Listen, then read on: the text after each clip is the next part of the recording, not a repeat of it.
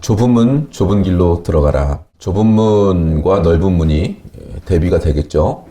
넓은 문은 세상 풍조를 쫓아서 사는 삶. 사람들이 거의 대부분 쫓아서 사는 삶. 그 길, 그걸 넓은 문일 것이고, 예수님 믿고 하나님의 사람으로 사는 진리와 생명과 영혼으로 가는 길은 좁은 문으로 설명하고 있습니다. 마태가 이 당시에 유대 사람으로서 그 시대의 흐름을 잘 알고 있었고, 이런 비유를 통하여 설명을 하고 있었습니다. 또 지난 2000년 동안 기독교 역사가 증언하는 대로 신앙생활을 해나가는데 이 세상이라는 큰 흐름은 언제나 큰 문과 큰 길로 가는 것이고, 신앙생활을 진짜로 하는 사람들은 항상 좁은 문과 좁은 길로 가는데 그 큰 차이가 있었습니다. 하나는 큰 힘과 세력을 가지고 있고, 상대적으로 신앙생활을 진짜로 하는 사람들은 외롭고 힘든 길을, 또 어려운 길을 걷는다는 것을 우리에게 가르치고 있습니다. 이 문이 크고 그 길이 넓은 이 길은 죄인된 인간의 본성, 하나님을 외면하는 세상 풍속, 세계관, 세상의 가치관, 그 이야기들을 하고 있는 것이죠. 세상의 풍속과 그 흐름에 몸을 맡기고 사는 것은 쉽습니다. 세상이 정해준 길, 정해준 방식, 그 길 그냥 결정할 것도 없고 선택할 것도 없고 그 길을 그냥 걸어가면 됩니다. 가만히 놔두면 이 세상의 흐름 속에 그냥 살게 되어 있습니다. 왜냐하면 너무나 강력한 세력이 너무나 강력한 권력과 돈과 명성을 걸고 이 길에 충성하면 이것들을 얻을 수 있다 라고 말을 하고 있고, 거의 모든 사람들이 그 길을 그저 쫓아가고 있기 때문에 그렇습니다. 생각을 하고 싶어 하지 않습니다. 사람들은 재밌고 행복하게 살고 싶어 하지, 생각하고 묵상하고 하나님의 뜻을 상고하여 그 길을 쫓으려고 하지 않습니다. 교회 다닌다고 해도 그것은 똑같습니다. 조금만 어려운 음식을 줘도 씹어 먹지를 못합니다. 잘게 씹어서 죽을 만들어서 이유식처럼 만들어 달라는 겁니다. 어려운 걸 소화해내려고 하는 사람들은 극히 드뭅니다. 거기에 그걸 삶으로까지 살아내라고 하면 더더군다나 그 길을 가는 사람들은 없습니다. 누구도 환영하지 않고 대부분 진리의 길을 사는 사람들은 같은 신앙인들에 의해서 공격받고 죽임을 당하기도 합니다. 그게 역사고 그게 기독교가 걸어온 길들이었습니다. 넓은 문으로 갈 때는 박수를 받습니다. 칭찬을 받아요. 마태복음 5장, 6장, 7장에 걸쳐서 이 산상수훈 설교에서 6장에서는 특별히 너희 의를 사람에게 드러나게 하려고, 인정받으려고 행치 말아라 하는 엄청난 주의와 경고를 듣습니다. 그렇게 칭찬받은 사람은 이미 이 땅에서 상을 받은 거다. 그래서 하나님의 나라에 상이 없다. 그러니까 우리가 어떤 믿음의 행위를 했다면 그 누구에게도 드러나지 않는 게 좋겠죠. 하나님과 나만이 아는 비밀, 그걸 우리가 많이 가질수록 대신 세상에선 외롭습니다. 사람의 본성은 인정받고 싶은 거예요. 결핍과 결격을 가지고 태어나기 때문에 반드시 인정받고 싶어 합니다. 하나님으로 영혼이 가득 차서 하나님과 긴밀한 연합과 인격적인 교류를 해서 하나님이 기뻐하시는 것을 느끼고, 내가 이런 생각, 이런 태도를 가지고 사는 것을 하나님이 기뻐하시는구나를 느낄 정도로 하나님과 사귐이 없으면 반드시 사람에게 인정받으려고 합니다. 반드시. 그러니까 사람한테 인정받고 사람에게 인정받고자 하는 욕구가 거의 없어져 있는 게 성숙이에요. 혼자서 하나님이 주어진 길을 쭉 걸어갈 수 있는 힘이, 그게 성숙이에요. 진짜 신앙생활하는 게 어렵고요. 전화들을 자꾸 주시면 대형교회, 초대형교회를 다녀도 외롭대요. 도저히 나갈 수가 없대요. 하나님이 주신 말씀을 하면 경계 안 돼요. 힘든 거예요. 하나님과 사귐이 있는 사람들은 외롭다니까요. 수만 명 있는 교회에서도. 그래서 우리는 하나님과 사귀어야 되고, 하나님의 음성을 듣고 하나님께서 기뻐하시는지 기뻐하시지 않는지 항상 거기에 초점을 맞춰서 선택하고 삶을 살아야 됩니다. 그러지 않으면 열매도 없거니와 허무해질 것입니다. 결국 사람들은 모든 신앙 행위조차 구제하고 기도하고 금식하는 것조차 사람들에게 인정받으려고 하는 거란 말이에요. 모든 종교적 행위를 보상받으려고 해요. 인정과 존경이라는 이름으로. 우리 안에 이게 뿌리 깊은 본성으로 있습니다. 도무지 이겨낼 수 없을 만큼 뿌리 깊은 본성으로 있어요. 근데 그건 신앙 행위를 하는 것이지만 실은 이 세상의 가치를 따르는 것입니다. 삶은 태어나서 죽는 과정이고 태어난 순간부터 우리는 죽어갑니다. 언제 죽을지만 모르지. 태어난 순간부터 죽어가는 거잖아요. 그게 어떤 의미며 내가 인생에서 태어난 의미가 무엇인지를 해석하고 그 사명과 소명을 다하다 죽는 것이 아닌 이상 어차피 허무해질 거라고요. 아무것도 아닌 것들을 붙들고 살았다는 것을 죽기 직전에 안다고요, 인간은. 조금 성숙한 사람은 빨리 알고 자신의 사명을 다하다 죽는 것. 세상에 이거보다 더한 가정교육은 없습니다. 사명을 다하다 죽으면 그 자녀들도 사명을 다하다 죽을 거예요. 소명을 붙들고 살다 죽으면 그 자녀들은 알아서 소명을 붙들고 살다 죽어요. 소명과 사명을 붙들고 살다가 자녀들이 조금 엇나갈 수 있죠. 근데 결국 그 자녀도 나이가 들면 그때 부모가 그랬던 게 맞구나 인정하게 됩니다. 왜요? 하나님이 생명에게 주신 건 똑같으니까. 인생에게 주신, 우리에게 인생이라는 시간을 주신 이유와 목적이 분명하시기 때문에 하나님은 그걸 이루어드리고 죽으면 되는 거예요. 죽음마저도 메시지가 되면 되는 거예요. 그게 아니고선 그냥 힘 빠지는 일일 뿐이에요. 계속해서 예수님은 서기관과 바리새인들을 향해서 꾸중하시죠. 화 있을진저 너희 서기관들과 바리새인들아, 모두 종교적 행위를 하고 있는 것을 꾸짖고 정말 싫어하세요. 종교적 행위로 뭔가를 인정받고 어떤 권력을 취하고 이득을 취하는 행위를 너무나 끔찍하게 싫어하신단 말이에요. 기독교 신앙의 핵심은 하나님과 화목하는 것입니다. 하나님만 경배하는 것이고 그게 인생의 목적인 사람들이 되는 것이고 하나님이 도무지 이해가 안 되는 일들을 시키시는데 거기에 순종하고 마음이 기쁘지 않아도 복종하고 근데 이 삶을 살지는 않고 자기 자신의 종교심과 열심을 드러내서 인정받고 보상받으려고 한단 말이에요. 종교행위로 자기가 얼마나 고결하고 거룩한 자인지를 치장하고 증명하는 데 쓴다고요. 이 부분이야말로 신앙생활하면서 가장 두렵고 떨림으로 점검해야 되는 영역입니다. 이게 이 세상이 우리를 넘어뜨리려는 방법이라고요. 그래서 정말 순수한 신앙으로 풍성한 은혜를 받아 거대한 교회와 시스템을 이루고 나서 쓰러지는 목회자들이 그토록 많은 거예요. 전 세계적으로 추앙받고 영향력이 있는 목회자가 그냥 일반인들 중에서도 저급한 일반인들이 하는 행위들을 하다가 들켜서 결국은 무너진다고요. 왜 그러겠어요? 어떤 목사님이 그러시더라고요. 자기 목표는 사고 안 치고 목회하다 죽는 거라고.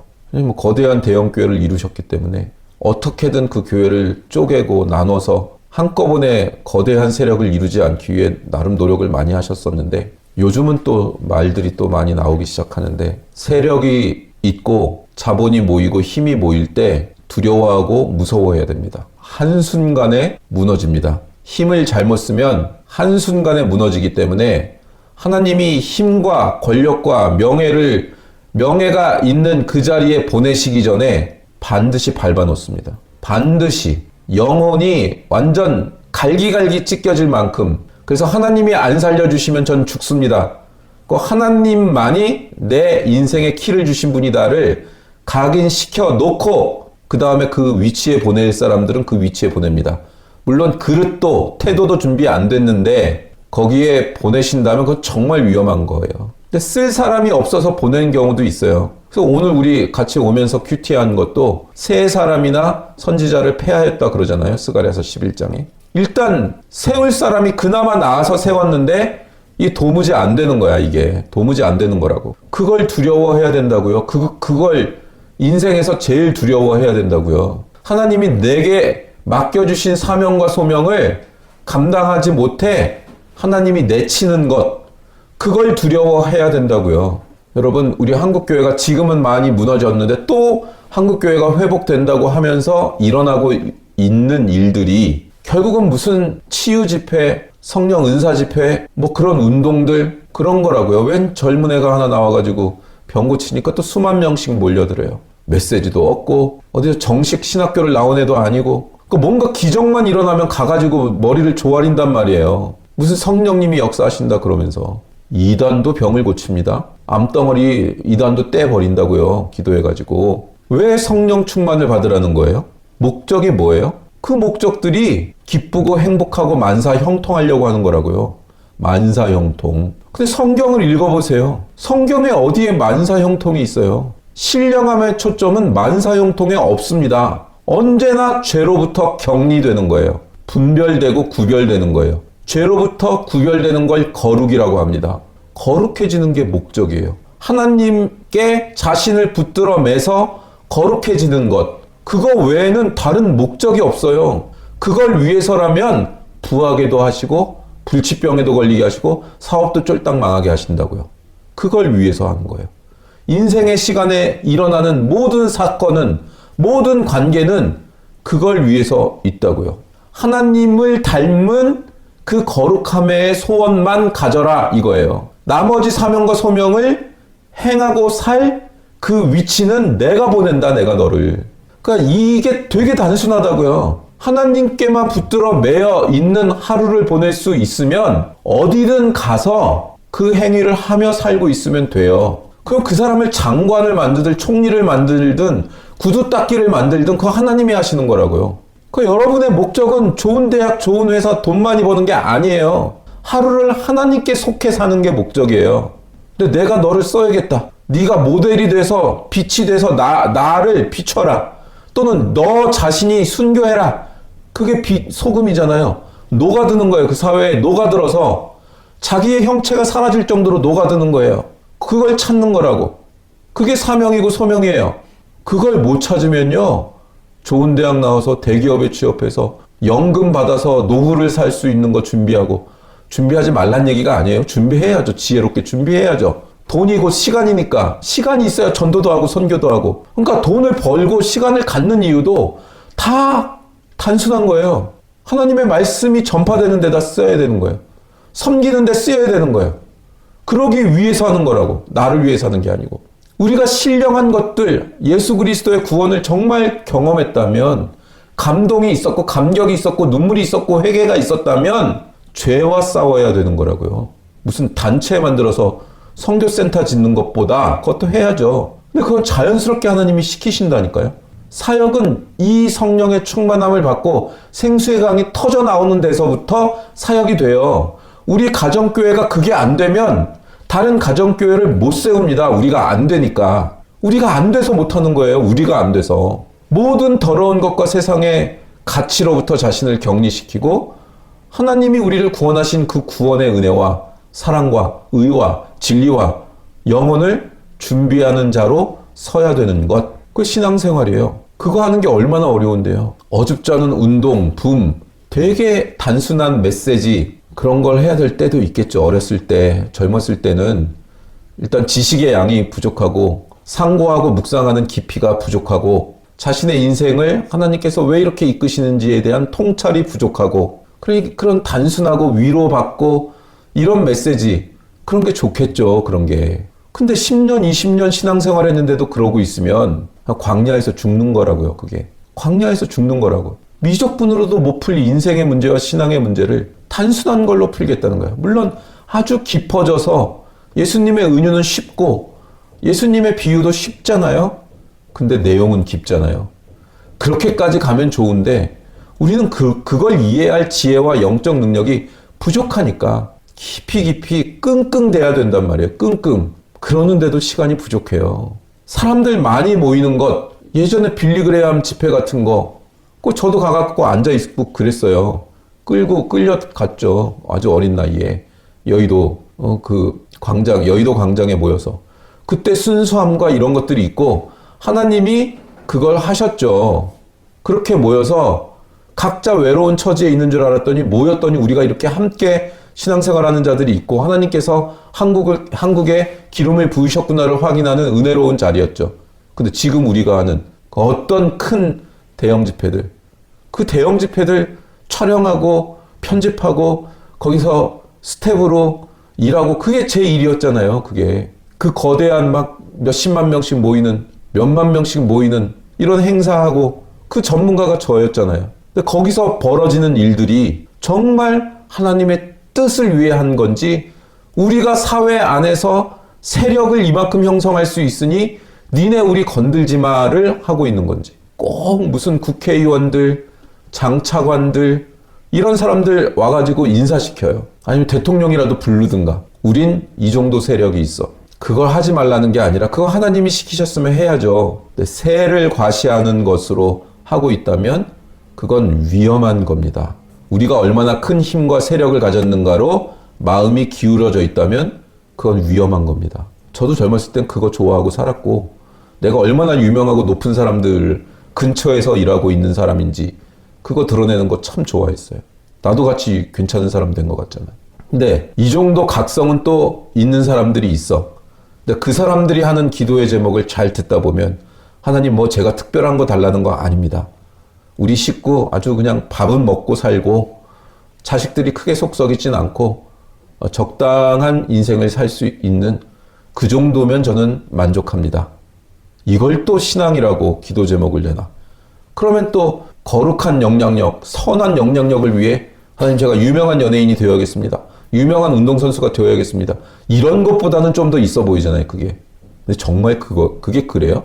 자식들이 속 안 썩이는 게 그게 편한 기도 제목이에요? 그건 천국 가서 이루어지는 일 아니에요? 아니 어떻게 가족이 평안해? 아니 TV에 나오는 극소수의 0.001%의 부부 말고 부부싸움을 어떻게 안 해? 그걸 뭐 굉장히 남들보다 더 특별할 걸 바라지도 않습니다.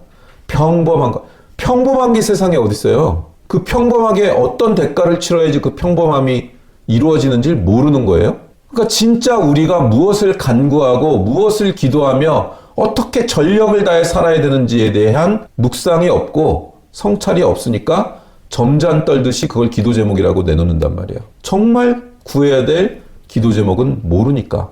나는 그렇게 센 거 안 원합니다. 이런 거죠. 우리가 그 정도 기도 제목을 가지고 살다 죽겠단 말이에요. 인생은 한 번뿐인데 수도 없이 성경은 가르치고 있습니다. 무엇을 기도해야 될 것인가? 무엇을 위해 살아야 될 것인가? 에베소서 6장 10절에서 12절. 끝으로 너희가 주 안에서와 그 힘의 능력으로 강건하여지고 마귀의 간계를 능히 대적하기 위하여 하나님의 전신갑주를 입으라. 우리의 씨름은 혈과 육을 상대하는 것이 아니요 통치자들과 권세들과 이 어둠의 세상 주관자들과 하늘에 있는 악의 영들을 상대함이라. 전쟁터 나가는 거예요. 죄와 싸우는 거예요. 이 죄는 뭐 도덕적이고 윤리적인 것만을 말하는 게 아니에요. 사람이 자기 자신만을 위하여 사는 것, 세상의 유혹에 타협해서 사는 것, 그 모든 걸 죄라고 그러는 거예요. 거룩하게 살지 않는 모든 걸 죄라고 그러는 거예요. 그러니까 우리가 24시간 중에 거의 웬만큼 23시간 정도는 죄 짓고 살걸요. 뭐 큐티할 때, 예배 드릴 때, 뭐 그때 잠깐 하루에 뭐 3번 식사 기도할 때, 뭐 그때 성경 좀 읽을 때, 그때 빼고는 웬만하면 죄 짓고 살걸요, 우리가? 일단 그걸 알아야 돼. 내가 죄 짓고 살고 있다는 걸. 하나님 나라의 입장에서, 하나님 입장에서 로마서 6장 구원 얻은 자들의 책임 10절에서 13절. 그가 죽으심은 죄에 대하여 단번에 죽으시며 그가 살아계심은 하나님께 대하여 살아계심이니 이와 같이 너희도 너희 자신을 죄에 대하여 죽은 자요 그리스도 예수 안에서 하나님께 대하여는 살아있는 자로 여길지어다. 그러므로 너희는 죄가 너희 죽을 몸을 지배하지 못하게 하여 몸의 사욕에 순종하지 말고 또한 너희 지체를 불의의 무기로 죄에게 내주지 말고 오직 너희 자신을 죽은 자 가운데서 다시 살아난 자 같이 하나님께 드리며 너희 지체를 의의 무기로 하나님께 드리라. 죽을 사욕을 쫓지 말래요. 죽을 몸의 사욕을 쫓지 말래요. 하나님 앞에서 산 것 같이 살래요. 이게 우리가 소원하고 선택해야 되는 기도의 제목들입니다. 의의 병기로 드리래요. 그냥 찰리 커크가 저는 모델처럼 살았다고 생각해요. 저는 이제 그런 지혜도 총명도 체력도 잃었으니까 우리 자녀들이 그렇게 살았으면 좋겠어요. 의의 병기로 드려지는 하나님의 영광이 드러나는 일과 하나님의 은혜롭고 자비롭고 복 주시기를 기뻐하시는 그 모든 은총들이 여러분들을 통해 이 세상에 증명이 되고 여러분을 통하여 열매를 맺도록 여러분 자신을 하나님께 바쳐야 됩니다. 이 싸움을 할 줄 모르고 이 소원이 우리 가운데 없습니다. 자녀가 잘 되고, 여기서 잘 된다는 건 세상에서 성공하는 그 코스를 가기를 원하는 그 가치관밖에 없다고요. 그래 놓고 무슨 겸손을 떨듯이 나는 겸양 있는 기도 제목을 내놨다 하고 자기 자신을 속이게 되는 그런 일들이 일어난단 말이에요. 고린도후서 10장 3절 우리가 육신으로 행하나 육신에 따라 싸우지 아니하노니 우리의 싸우는 무기는 육신에 속한 것이 아니요 오직 어떤 견고한 진도 무너뜨리는 하나님의 능력이라. 모든 이론을 무너뜨리며 하나님 아는 것을 대적하여 높아진 것을 다 무너뜨리고 모든 생각을 사로잡아 그리스도에게 복종하게 하니. 우리가 은근히 물들어 있는 이 세상의 가치, 이론, 철학, 사상 그 모든 것들을 무너뜨리고 사로잡아 그리스도 앞에 복종하게 만드는 거예요. 높아진 모든 것, 이 세상에서 잘 살겠다는 욕심이 아니라 우리가 열심히 해서 뭘 이루면 십자가가 필요가 없어지잖아요. 십자가 없는 신앙은, 가난함이 없는 신앙은 신앙이 아니에요. 구제, 금식, 기도를 한다 하더라도 십자가가 동원되지 않고 십자가의 은혜로 하는 게 아닌 것은 나는 너보다 잘났으니까 이런 걸 하는 거야 밖에 안 된다고요. 그래서 우리의 모든 행위의 근거가 예수 그리스도를 근거로 하고 있는가, 이걸 항상 확인해 보셔야 됩니다. 그렇지 않으면 모두 자기 자랑입니다. 아무리 자기가 겸손한 감정을 가지고 했어도 그건 자기 자랑이 된다고요. 감정이 아니라고요. 감정이. 그거를 묵상해 보라고요. 그래서 7장 22절에 가면, 마태복음 7장 22절에 가면 그날에 많은 사람이 나더러 이르되 주여 주여 우리가 주의 이름으로 선지자 노릇하며 주의 이름으로 귀신을 쫓아내며 주의 이름으로 많은 권능을 행하지 아니하였나이까 하리니. 그러니까 귀신 쫓아내고 예언도 하고 능력도 발휘하고 예수님 이름으로 했고, 아니 말씀도 전했어. 예수님 이름으로 귀신도 쫓아냈고. 근데 예수님이 모른대요. 그때 내가 그들에게 밝히 말하되 내가 너희를 도무지 알지 못하니 불법을 행하는 자들아 내게서 떠나가라예요. 그런 집회 쫓아가더라도 성령님의 역사가 일어나더라도 그 사람은, 그 사역을 하는 사람은 지옥 갈 수 있어요. 종교적인 명분은 참 무서운 겁니다. 진짜 신앙생활이란 무서운 거라고요. 이런 걸 예민하게 구별하면서 들어가기 시작하면 무서운 거라고요. 고린도전서 4장에 가면 바울의 고백이 나옵니다. 사람이 마땅히 우리를 그리스도의 일꾼이요 하나님의 비밀을 맡은 자로 여길지어다. 그리고 맡은 자들에게 구할 것은 충성이니라. 너희에게나 다른 사람에게나 판단받는 것이 내게는 매우 작은 일이라. 나도 나를 판단하지 아니하노니 내가 자책할 아무것도 깨닫지 못하나 이로 말미암아 의롭다함을 얻지 못하노라. 다만 나를 심판하실 이는 주시니라. 그러므로 때가 이르기 전 곧 주께서 오시기까지 아무것도 판단하지 말라. 그가 어둠에 감추인 것들을 드러내고 마음의 뜻을 나타내시리니 그때 각 사람에게 하나님으로부터 칭찬이 있으리라. 이 세상 신앙인들 중에 가장 훌륭한 사람 중에 속한 사람 아니에요?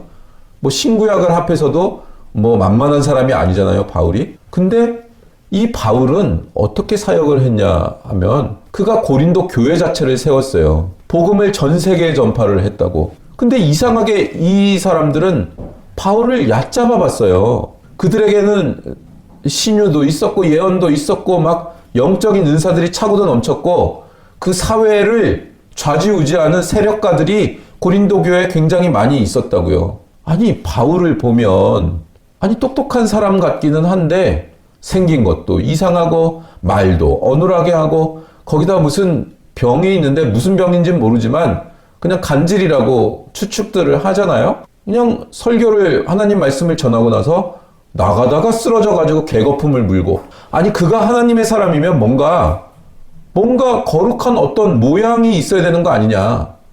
아니 왜 저런 환자를 우리가 섬겨야 되는 거냐.